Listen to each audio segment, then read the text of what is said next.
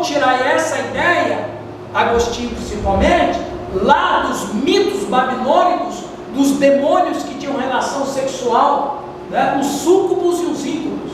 Eu falei disso lá na Casa da Rocha esse final de semana.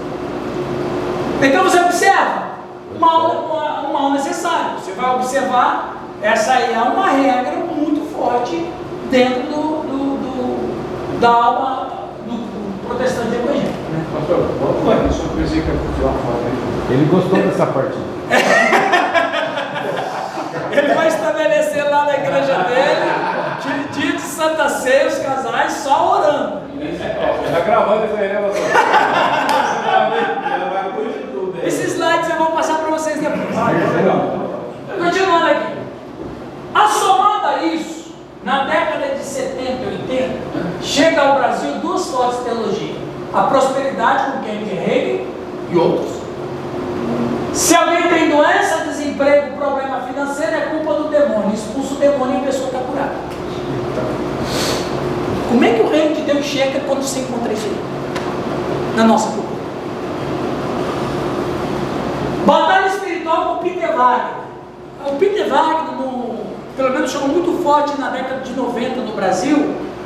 O Peter Wagner, um homem de Deus, ninguém discute isso aí. Mas ele tem uma ênfase tão grande em batalha espiritual que tudo é demônio. Teve uma vez aqui na cidade, um determinado irmão, discípulo do Peter Wagner, numa reunião dos pastores da cidade, faz alguns anos isso. E ele falou assim: olha, nós temos que ir lá na curva tal orar, porque eu tenho um demônio lá, e esse demônio está provocando um monte de acidentes lá. Temos que orar, repreendendo o demônio da curva. Eu estava nessa reunião aí. Rapaz, Giovanni, eu não aguentei. Eu falei: irmão, o demônio lá se chama motorista imprudente.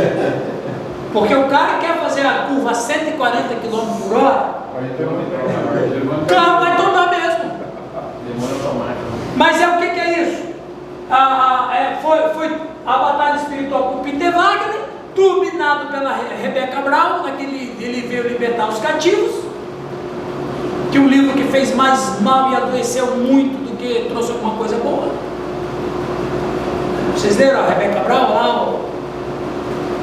Que livro horroroso, porcos na sala. Esse é pior ainda. Vê demônio em tudo quanto é lugar. Você está com dor de estômago, é demônio, está com dor de cabeça, é demônio, tudo é demônio. Mas o ministrador estava endemoniado, pediu para a mulher para fugir. Quando eu cheguei nessa parte, eu falei: não, fecha. Mas o que acontece? Como é que o reino de Deus se implanta quando você vê tantas fragilidades assim dentro da própria teologia? Né? O brasileiro gosta aí. O brasileiro gosta, isso é. Que vem essa questão da magia da macumba, né? Exatamente, é a mesma história que as igrejas de teologia da prosperidade, eles não conseguem muito êxito em países que estão de primeiro mundo. O cara que quer ficar rico, ele já é. Você quer reunir o povo, faz um espetáculo. Exatamente, velho. O Corpus na Sala não é bom? Hã? Eu comecei nesse Corpus na Sala e desisti. Né? Não gostei. Nessa época que deu uma explosão da igreja no Brasil. Ok, você falou bem, teve uma explosão, explodiu mesmo. Em 1990 Foi, mas o que aconteceu? Daqui a pouco nós vamos chegar ali. É outra palavra, o Rildo falou, agora é outra palavra. Veja quem restaurou um profeta. Guarda essa palavra sua. Quando a sociedade brasileira pensa em uma igreja, ela pensa em quê? Pensa numa coisa boa, positiva. Pensa em uma instituição irrelevante, segregada, que existe apenas para dar atenção aos idosos e aos inúteis? Ou como se fosse a última fronteira da sociedade, quando tudo falir, a igreja está ali para ser o alicerce? O que uma sociedade, o que a sociedade brasileira, quando olha para a igreja, que deve ser, biblicamente falando, aquela que representa o reino, que prega o reino, que propaga o reino, que vive o reino de Deus, o que esta sociedade brasileira, quando olha para uma igreja, vê? O Rildo falou muito interessante sobre a pandemia. Eu lembro que no 1º de março do ano passado, eu preguei numa igreja em Campo Mourão, e a minha fala introdutória na minha mensagem foi essa: quando a igreja, ela é a última fronteira da sociedade, quando tudo falir numa sociedade, quando as instituições falharem, quando as instituições caírem, o povo deve olhar para a igreja e dizer assim: nem tudo está perdido, tem um povo aqui que tem esperança. 15 dias depois veio a pandemia oficialmente. O que aconteceu com a igreja? O que aconteceu com a igreja? Um monte de pastor querendo fechar a igreja. Exatamente! Exatamente! No momento que a igreja podia ser. No momento em que a igreja poderia dar expressão, porque igreja reunida não significa igreja aglomerada. Igreja reunida não significa igreja aglomerada. Mas o que aconteceu? Muitos de nós revelou que está no coração. Um dia um pastor amigo meu me chamou para orar lá na UPA, chegou, só tinha eu. Ele não foi. Eu dei um saco para ele, eu falei assim: rapaz, ninguém vai não. Só tinha eu, falei: só eu sou crente de Deus, meu irmão, E você fala mesmo, porque você fala. Você fala. Vocês estão observando, meus irmãos, a situação que nós passamos aqui no país? Né? Graças a Deus que muitas igrejas, elas não perderam a sua essência. Se dedicaram à oração, jejuaram, foram nas portas dos hospitais, oravam nas ruas. Eu tive o prazer de participar lá da igreja do Nito e do Luiz lá, de oração, oramos na rua, repreendemos e pá. Um dia alguém falou assim para mim: rapaz, quando morreu 400 mil pessoas no Brasil, uma pessoa conversou comigo e disse: rapaz, morreu 400 mil. Eu falei: se não fosse a igreja, tinha morrido 800 mil. Porque a igreja orou. Morreu muito pastor, né? Morreu muito pastor. Mas sobreviveu muito mais. Morama morreu o pai. Né? Pensando nessa sua explanação, eu quero encontrar um equilíbrio para mim, porque isso é bom. Eu vejo pai que e investir na igreja. existem esses excessos aí com relação à questão espiritual, batalha espiritual, na parte de muitos que, na verdade, enfatizam. Esse é o grande erro, é enfatizar somente isso na igreja, porque não é só isso, não é? Mas que é uma realidade lá. Não. Agora, a questão cética também é um outro problema. Outro extremo. Por exemplo, o cara é contra isso aí e vive pregando contra, mas o cara é cético, o cara bebe, o cara não ora, não jejua, entendeu? Para ele, tudo é normal. Sim. Tudo é normal. Então, isso aí é questão secular também, né? O pastor secular. Então, existem esses dois extremos. Eu não posso negar essa realidade espiritual. A minha proposta nessa aula, Hildo, é exatamente apresentar esse extremo que você está falando. Outra coisa, a batalha espiritual existe. Não, a batalha espiritual existe desde Gênesis capítulo 3. É um conceito bíblico. Claro, ninguém é contra a batalha espiritual, só que a batalha espiritual ela foi teologizada. Ela foi teologizada. Tudo aquilo que se teologiza, ela vira um problema se ela for um extremo contra a cultura, contra a intelectualidade. Porque se eu estou com dor de estômago e penso que é demônio, eu perdi a razão. Eu estou louco. Me fizeram uma pergunta lá na igreja do pastor Giovanni, e foi muito boa a pergunta, falando sobre exorcismo, sobre demônios e tal. Uma pessoa perguntou: como que eu posso saber quando é demônio ou quando é um problema psiquiátrico? Foi uma pergunta inteligentíssima. Aperta o pescoço aqui, assim, ó. Se sentir dor, acabou. Uma pergunta inteligente, que é o cara que está no equilíbrio.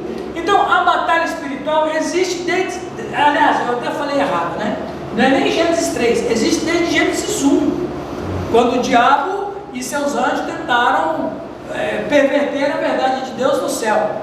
Então a batalha espiritual, ela existe desde que o mundo foi criado. E tem enfermidade que é demônio. E tem enfermidade que é demônio. O problema da teologia... Jesus era um espírito. Claro, o mudismo também. O problema na teologia, Rio, é teologizar isso. É dizer que tudo é demônio. E esse é o problema. E essa a minha apresentação vai nesse aspecto. Cara, eu não nego batalha espiritual, a gente tem batalha espiritual todo dia, mas tem coisas na minha vida que acontecem porque o carro quebrou, porque quebrou. Eu não cuidei do óleo, eu não cuidei da água. Eu vou dizer que foi um demônio? Eu não vou. Sim, entende? A gente tem que ser crente inteligente. Como é que são os crentes lá da sua igreja, Giovanni? Uma fé inteligente. Uma fé inteligente. Mas o povo baseia muito, inclusive quando te compararam com o R.R. Soares, na igreja dele lá. Esse é Papai, cheio das histórias. Ó, viu, pessoal? Deixa eu explicar aqui. Ele disse que as pessoas me compararam com o R.R. Soares porque eu usei um terno azul na formatura. Só faltou o cabelinho de lado, né? E um copo d'água. Existe um livro que eles indicam muito que ele quer curar enfermos e expulsar demônios. Não sei se você já chegou a ler. O pastor, o missionário lá, eles faziam muito Isaías 53. O versículo 4. O versículo 4, ele diz que o Senhor levou sobre ele todas as nossas dores e tal. Então ele baseia muito nisso. Sobre a dor, sobre você não precisa ter, o Senhor levou, então ele baseia muito nisso. Onde está o exagero? O exagero está na interpretação. Sim. Você tem que usar a chave hermenêutica coerente. Né? E esse texto que fala lá o Senhor, ele fala no contexto de redenção. Porque se a gente vai observar tudo isso, o que Paulo vai dizer? Pega lá a lista de sofrimento do Paulo. Ele nem deveria passar por aquilo, porque se Cristo levou as dores, por que ele tem marca no corpo? Foi espancado, levou açoite. Tinha problema de vista. Problema na oftalmológico. Então, uma das regras da hermenêutica, qual é? Você tem que analisar um versículo considerando o seu contexto. Ele está no contexto do quê? E não só o contexto, né? Mas toda a perspectiva bíblica. Toda a perspectiva. Jesus disse, é melhor entrar no céu cego do que ter os dois olhos e perecer. Porque na redenção, quando acontecer, você vai ter os dois olhos perfeitos. Fala, Oswaldo. Eu lembro que eu me converti. Mas é um livro bom isso daí. É livro bom. É um livro bom se ler com equilíbrio. Com equilíbrio. O Osborne é um excelente autor, é um cara equilibrado. Só um instantinho. Ele fala de espiritualidade de maneira equilibrada e inteligente. Super inteligente. O Osborne, aquele livro que ele tem lá, Paixão pelas Almas, é uma coisa fantástica. Eu lembro que foi em 96. Aí uma pessoa de uma determinada igreja falou assim, não, você tem que ir na minha igreja. Lá é bom, lá todo culto demônio cai, vem fazer conversa com o demônio, né? Porque a minha igreja é boa, né? Eu falei, mas a minha é melhor, não porque lá depois nem entra. Essa foi boa, Oswaldo. Mas é isso aí, é a cultura brasileira, é a teologia do poder, entende? Por que na minha igreja tem demônio? Porque eu tenho o poder para expulsar.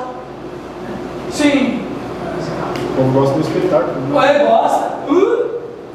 Gostamos disso. Vamos terminar para tomar um café, uma água. Vamos ler esse slide aí. Ok? Lê para nós, Nilton. Vamos analisar a mentalidade da igreja evangélica brasileira e descobrir quais os elementos constitutivos desta mentalidade. Quais os elementos constitutivos desta mentalidade? Primeiro, é constituído pelo anti-intelectualismo. O cérebro cego. Entendeu? Você já reparou que muitos, até hoje, nós evangélicos protestantes somos considerados o quê? Anti-intelectuais. Pai, fulano é inteligente, nem parece que é crente. Você vê isso quando você chega na faculdade, né? Isso. Na faculdade você fala assim, nossa, mas hoje Você é crente, ó. Você é crente fazendo faculdade. Será que vai conseguir? Por quê? Porque nós tivemos isso. Leva para nós a religião. Uma cultura evangélica intelectualmente estagnada em qualquer país do mundo diminui o seu impacto na cultura paganizada onde ela está imersa. Exatamente. Se a nossa cultura evangélica ela for pejorativamente tratar-nos como anti-intelectuais, nós não vamos mudar nada. Por quê? Porque eu não vou ter espaço e também nem vou querer. A gente tropeça direto. A Kelly falou isso: nossa, você é crente, vai fazer faculdade? Ou quando alguém se converteu, puxa vida, fulano converteu, cometeu suicídio intelectual, ele vai deixar de ser inteligente, ele vai deixar de ler, ele vai deixar de... Entendeu? Então, o reino de Deus produz gente inteligente. Mas o povo tem uma visão de quem é crente, geralmente os pobres. Exatamente. Só os necessitados. Só aqueles... Estou no aquele versículo e gosto, né? Que vai falar da... Não. Bem-aventurados os pobres de espírito. A letra mata, mas o espírito vive. A letra mata, mas o espírito vive. Exatamente. Não estuda. Principalmente com as igrejas pentecostais históricas, devido ao avivamento e ao carismatismo, nada contra. Eu acredito que a igreja evangélica brasileira, a igreja pentecostal brasileira, ela salvou os tradicionais. Sinceridade. Os movimentos pentecostais das igrejas tradicionais salvou a própria igreja. Balançou porque os próprios cristãos tradicionais estavam se mundanizando. Aí quando veio aquele fogo do Espírito e incendiou a igreja evangélica brasileira, salvou até mesmo os tradicionais, porque os tradicionais viram aquilo e falaram: opa, tem alguma coisa acontecendo aqui. Entendeu? Agora, o problema é que os nossos irmãos pentecostais históricos, eles vieram com essa cultura que você disse: não precisa da letra mata, mas o Espírito vivifica, depender só do Espírito Santo. E na verdade nunca foi isso, pelo contrário. Eu não concordo com aquela frase: Deus não chama os capacitados, mas capacita os escolhidos. Então quem foi Moisés? Quem foi Paulo? Mas Deus capacitou Moisés, a vida dele. Exatamente, mas não nesse sentido da frase. Nesse sentido da frase, parece que Deus pega um cara burro e deixa ele inteligente. Não pega a lei. Exatamente. E é um pensamento totalmente errado. Entre Pedro e Paulo, foi Paulo que foi para os gentios. Foi Paulo que foi para os gentios. Porque Pedro ele era muito regional. Ele não tinha uma cultura aberta. Ele não tinha chave de acesso à cultura ocidental. Nem foi ele que escreveu os livros dele. Então, se você para observar, esse anti-intelectualismo, ele começou muito forte no Brasil. Por mais que alguns lugares tenham sido vencidos, ainda assim ainda é muito forte essa questão. Tem gente que não vem fazer seminário porque ele vai perder a espiritualidade. Essa era a minha visão quando eu comecei a minha caminhada com o ensino, por falta de ensino, na verdade. Achava que tinha que só orar e o Espírito Santo é revelando. Né? E até aquela mesma experiência do Matrix. Vocês assistiram o Matrix, né? O Neo, ele colocava um pendrive na cabeça dele e aprendia o que estava naquele pendrive. Fazia o download e o cara sabia falar um monte de língua. Era o crente Matrix, então. O crente Matrix, né? Vamos terminar isso aqui? Só reteté, né? ênfase na conversão pessoal não é errada em si mesmo. Mas esses movimentos produziram uma forma de cristianismo intelectualmente superficial, teologicamente letrada, que se tornou um dos traços fortes da cultura popular evangélica. O camarada converteu, vai para o céu, ô bênção, né? Ô, né?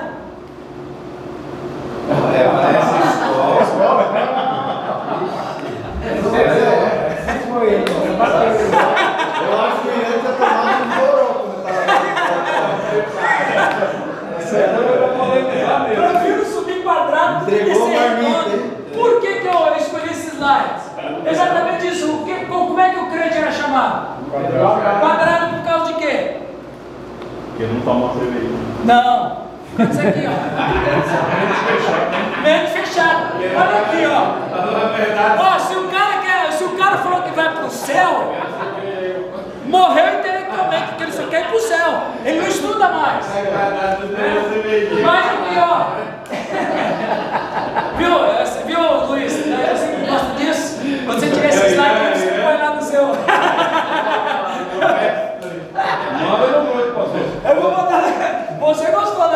Aí ele falou na igreja, falou, o pastor não liberou de vida. Ok. Eu peguei aqui uma foto do.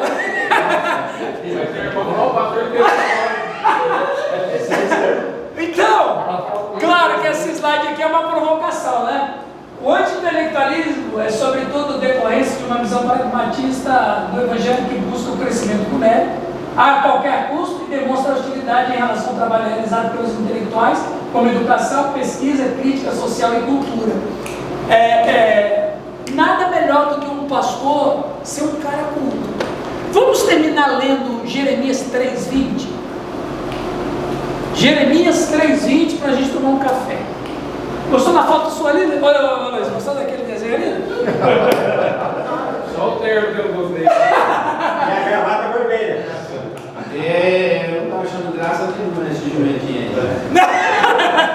Mas esse é o pastor baiano, esse aí no caso. Isso é um canguru, velho. Isso é um cavalo maltratado. Jeremias 3:20, o que diz ali? Deveras como a mulher se aparta leivosamente do seu marido.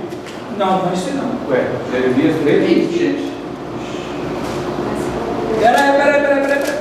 Vou prender, né?